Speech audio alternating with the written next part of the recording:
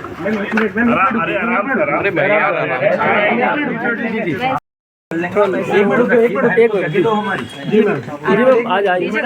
थोड़ा ऊपर रखिए ना। जी, हम हमारे परिवार के और बड़े सदस्य हैं आजम साहब, उनसे मिलने के लिए यहाँ पर आए थे और कोई सियासी नहीं है, पारिवारिक मुलाकात। क्या बातचीत रही उनसे आपकी? जी, उनकी सेहत और उनकी तबीयत पूछने के लिए आए थे। 2027 को लेकर कुछ रणनीति वगैरह?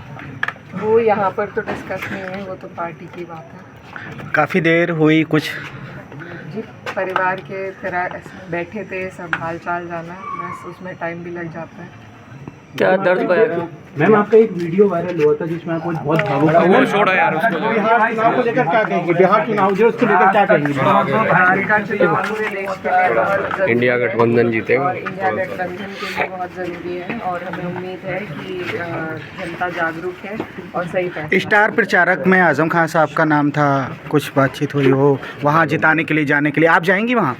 जी, पार्टी ने ड्यूटी लगाई है, हम जाएंगे वहाँ पर। तो कैसे हालात में, कुछ रोज़ बात तो होती होगी बिहार को लेकर के? जी, उम्मीद है कि वहाँ पर हम मजबूती से इंडिया गठबंधन चुनाव लड़ेगी और जीतेगी। तो जिस तरह से वहाँ बड़े बड़े नेता पहुँच रहे हैं, तो समाजवादी पार्टी की तरफ से अभी बड़े लीडर्स वहाँ अब जाएंगे। छठ पूजा की वजह से अभी तक जाना नहीं हुआ था, अब धीरे धीरे सब जाएंगे। अच्छा, उत्तर प्रदेश के अलावा एक बिहार ऐसा राज्य है जहाँ पर वो कभी एक तरफा वोटिंग नहीं होती है, जो भी सरकार बनती है गठबंधन की होती है। उत्तर प्रदेश में आप देख रहे हैं, अगर पिछले 20 सालों की बात की जाए, और वहाँ तो कभी भी सरकार हो, पिछले 20 सालों से हम देख रहे हैं गठबंधन ही होता है। तो इन सब चीज़ों को किस नज़र से ले रही हैं आप?